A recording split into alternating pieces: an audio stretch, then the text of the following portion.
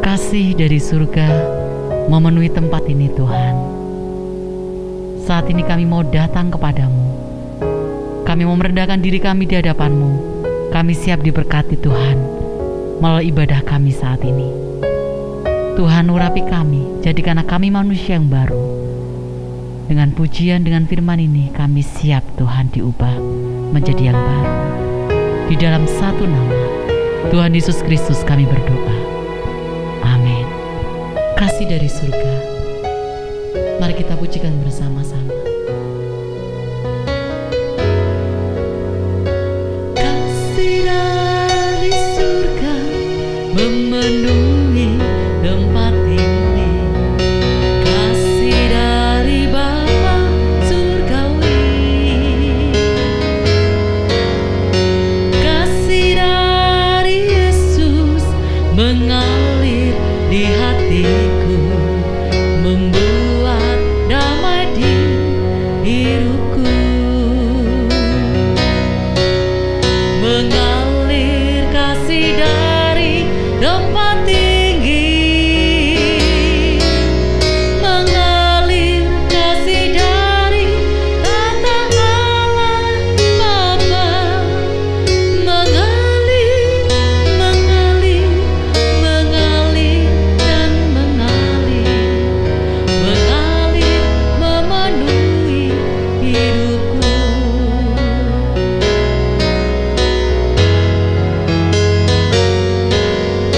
Kasih dari surga memenuhi tempat ini. Kasih dari Bapa surgawi, kasih dari Yesus mengalir di hatiku, membuat damai di hidupku. Mengalir kasih dari tempat tinggi, mengalir kasih dari tata Allah Bapa, mengalir, mengalir, mengalir dan mengalir, mengalir memenuhi hidupku. Kami siap diberkati oleh firman Tuhan. Mari kita akan bersama-sama mendengarkan firman Tuhan yang akan disampaikan oleh Evangelis Lestari.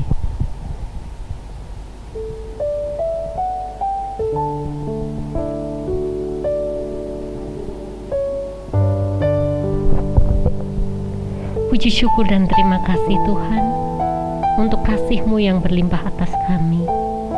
Dan di kesempatan ini Tuhan, kami juga siap diberkati kasih-Mu melalui kebenaran firman-Mu. Kami percaya Roh Kudus-Mu sendiri Tuhan yang akan memberikan pencerahan atas kami, bahkan memampukan kami menjadi pelaku-pelaku firman-Mu. Dalam nama-Mu Tuhan Yesus kami berdoa dan mengucap syukur. Amin. Shalom saudara yang terkasih dalam Tuhan. Perenungan kita hari ini diambil dari 1 Yohanes 4 ayatnya yang ke-7. Saya bacakan.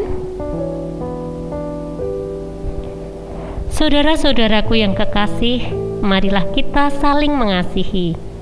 Sebab kasih itu berasal dari Allah, dan setiap orang yang mengasihi lahir dari Allah dan mengenal Allah.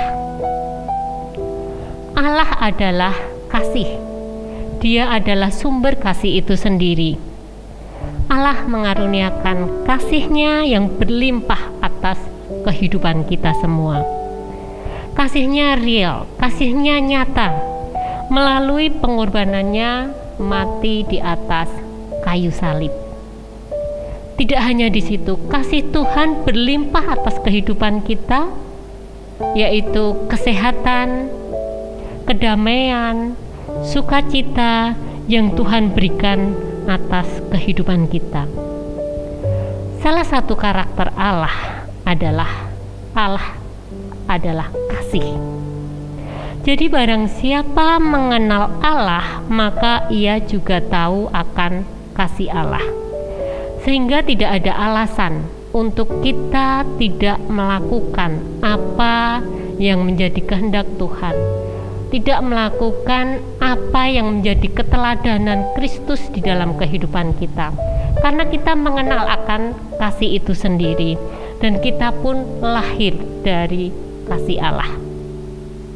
Seperti jemaat mula-mula di dalam Kisah Para Rasul 4 ayat 33 sampai 34, mereka semua hidup dalam kasih karunia yang berlimpah-limpah.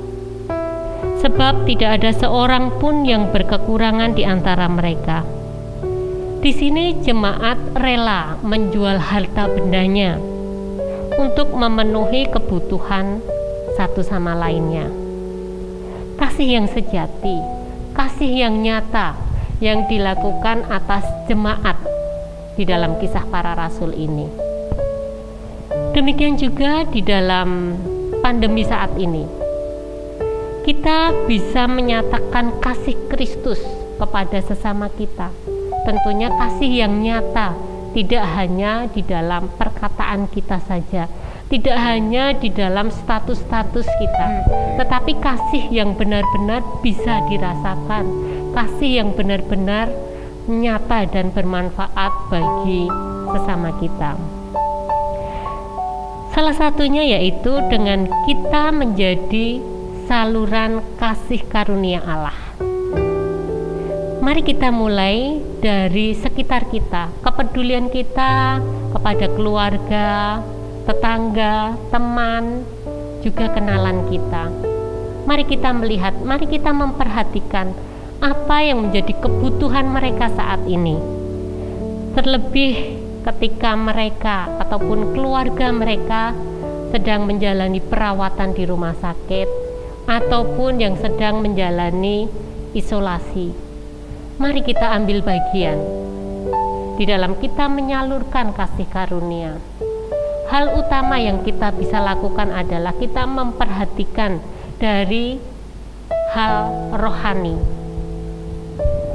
Kita bisa bayangkan bagaimana setiap pasien ataupun orang yang kita kenal yang sedang menjalani perawatan, mereka diisolasi, kesepian, ada rasa ketakutan, kekhawatiran, bahkan juga ada yang merasakan putus asa atau bahkan goyah imannya. Tindakan apa yang bisa kita lakukan? Secara langsung memang tidak bisa kita menghampirinya, kita merangkulnya, menemaninya secara langsung. Tetapi dengan kemajuan zaman ini, kita bisa memakai gadget kita. Kita bisa mengajaknya berdoa, kalau itu memungkinkan ketika untuk dihubungi. Kalau tidak pun, kita bisa mendoakannya dari di mana kita berada. Yakin doa yang kita naikkan tidak ada yang sia-sia. Doa yang kita naikkan Tuhan mendengar, dan doa itu sangat-sangat penting dan bermanfaat bagi orang yang kita doakan. Mereka membutuhkan doa kita, mereka membutuhkan damai sejahtera Allah, mereka membutuhkan Allah. Mari kita doakan mereka. Demikian juga ketika ada kesempatan, kalau orang itu bisa dihubungi, sangat baik kita juga bisa memberikan penghiburan, kata-kata yang menguatkan, dukungan untuk mereka boleh terus semangat, mereka boleh survive, mereka boleh kembali pulih seperti yang diharapkan mereka ataupun keluarga besar, demikian juga atas kita. Mari kita ambil bagian di dalam hal spiritual ini, di dalam kerohanian mereka ini, supaya mereka merasa tidak sendiri, supaya mereka juga merasakan bagaimana mereka dikasihi, seperti kita telah merasakan kasih Kristus yang nyata di dalam kehidupan kita. Hal yang kedua tidak kalah penting yang bisa kita lakukan, yaitu hal jasmani. Hal jasmani tidak bisa kita kesampingkan, terlebih bagi orang yang sedang menjalani isolasi. Mereka tidak bisa keluar, mereka tidak leluasa mau melakukan setiap hal. Nah, Ini bagian kita, apa yang kita bisa lakukan. Kalau kita kenal, kita bisa hubungi dia, kita menyampaikan apa yang menjadi kebutuhannya, apa yang bisa kita bantu. Mari kita lakukan, karena mereka memerlukan yang namanya makanan, mereka memerlukannya. Jadi jangan sampai mereka isolasi, justru mereka sakit karena kekurangan, karena kurang gizi. Tapi mari kita ambil bagian yang nyata. Seberapapun yang kita berikan itu sangat berharga bagi mereka. Mari kita nyatakan kasih Tuhan secara nyata, secara real, karena kasih karunia Allah yang sudah dilimpahkan atas kita, biarlah juga boleh meluap atas kehidupan orang-orang di sekitar kita. Mari kita belajar untuk lebih peka lagi. Mari kita belajar untuk peduli dan merespon apa kata Roh Kudus atas kehidupan kita. Janganlah kita berpangku tangan, hanya mengatakan kasihan, kasihan, dan kasihan. Tetapi marilah kita ambil satu tindakan nyata yang bermanfaat bagi sesama kita. Percayalah, Tuhan akan terus limpahkan dan limpahkan atas kehidupan kita, dan kita pun akan menjadi saluran kasih karunia Allah. Amin. Mari kita bersatu dalam doa. Bapa Surgawi, kami sungguh mengucap syukur Tuhan. Engkau Allah yang peduli akan kehidupan kami. Engkau Allah yang penuh kasih, bahkan kasih-Mu berlimpah atas kehidupan kami Tuhan. Biarlah kasih yang berlimpah ini Tuhan boleh semakin meluap dan meluap, sehingga boleh dirasakan oleh banyak orang, sehingga kasih Tuhan yang nyata boleh dirasakan, boleh dilihat mereka Tuhan, sehingga nama-Mu dimuliakan Tuhan melalui kehidupan kami. Inilah yang menjadi doa dan ucapan syukur kami Tuhan. Dalam nama-Mu Tuhan Yesus kami berdoa dan mengucap syukur. Amin. Nyatakan Yesus dalammu.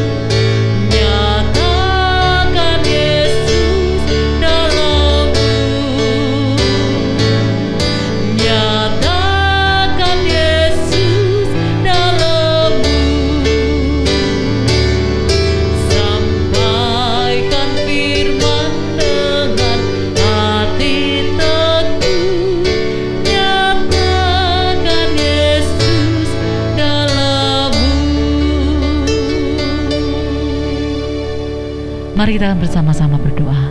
Untuk Ibu Tari kami persilakan berdoa. Puji syukur dan terima kasih Tuhan.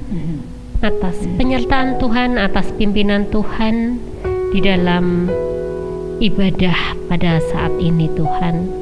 Dan saat ini Tuhan, kami rindu menaikkan doa-doa syafaat kami di hadapan Tuhan.